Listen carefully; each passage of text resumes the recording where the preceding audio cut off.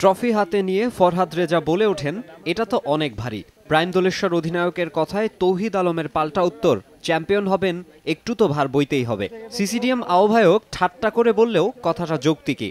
যে কোনো টুর্নামেন্টের শিরোপা জিততেই কাঠখড় পোড়াতে হবে।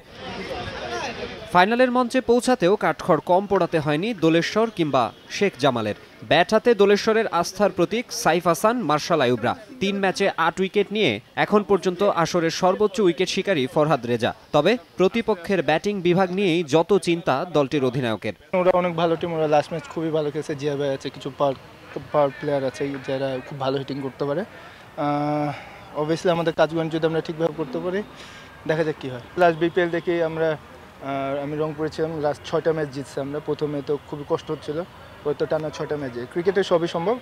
নিজেদের ব্যাটিং শক্তিমত্তায় আত্মবিশ্বাসী শেখ জামাল সবশেষ ম্যাচে শাইনপুকুরের বিপক্ষে ব্যাটিং তাণ্ডব চালিয়ে ফাইনালের আগে হুমকি দিয়ে রেখেছেন জিয়াউর রহমান। 182 রানের টার্গেটে 65 রানে 5 উইকেট হারিয়ে ধুঁকতে থাকা দলের হয়ে 29 বলে 72 রানের ম্যাচ জেতানো ইনিংসটি নিশ্চয়ই বাড়তি আত্মবিশ্বাস যোগাচ্ছে জিয়াকে।